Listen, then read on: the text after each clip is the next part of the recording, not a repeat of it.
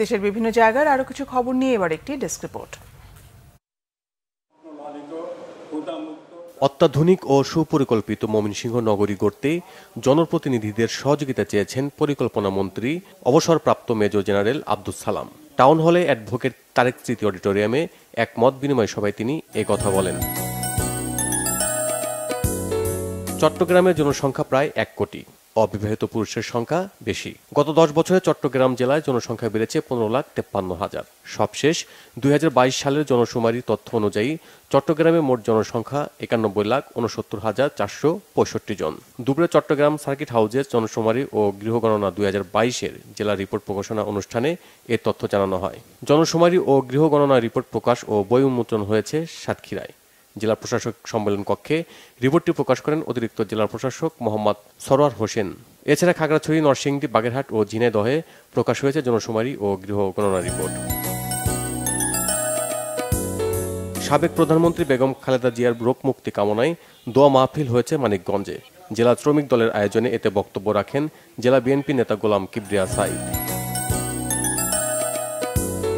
বঙ্গবন্ধু শেখ মুজিবুর রহমান আন্তঃ college football tournament উদ্বোধন হয়েছে কুড়িগ্রামে। জেলা স্টেডিয়ামে এতে উপস্থিত ছিলেন জেলা প্রশাসক মোহাম্মদ সাইদুল আরিফ। সাবেক প্রাথমিক ও গণশিক্ষা প্রতিমন্ত্রী জাকির হোসেনের নামে জমি দখলের অভিযোগকে অপপ্রচার দাবি করে প্রতিবাদে বিক্ষোভ হয়েছে কুড়িগ্রামে। এতে উপস্থিত ছিলেন উপজেলা আওয়ামী লীগের সাংগঠনিক সম্পাদক আক্তার আহসান বাবু।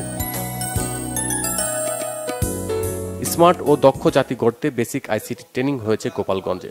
সরকারি বঙ্গবন্ধু কলেজে এতে বক্তব্য রাখেন এডুকেশন ডেভেলপমেন্ট প্রজেক্টের পরিচালক মোহাম্মদ খালেদ রহিম। সাভারে অসহায় ও দুস্থ নারীদের স্বাবলম্বী করে গড়ে তোলার লক্ষ্যে 80 জনের অংশগ্রহণে সভা হয়েছে। উপজেলার হলরুমে এতে উপস্থিত ছিলেন নানা শ্রেণী পেশার মানুষ। রাজশাহীতে ইয়ুথ অ্যাম্বাসিডরদের নিয়ে ইয়ুথ ফেয়ার হয়েছে। দিনব্যাপী এই অনুষ্ঠানে উপস্থিত ছিলেন পুঠিয়া উপজেলা পরিষদের চেয়ারম্যান অ্যাডভোকেট আব্দুস সামাদ। সিলেটের গোলাপগঞ্জে 2 শতাধিক বন্যা দুর্গতদের মাঝে খাদ্য সামগ্রী বিতরণ করেছে বেসরকারি একটি সংগঠন। এ সময় উপস্থিত ছিলেন সংগঠনটির vice chairman Khatibur Rahman Jamal. Bangla Vision news desk.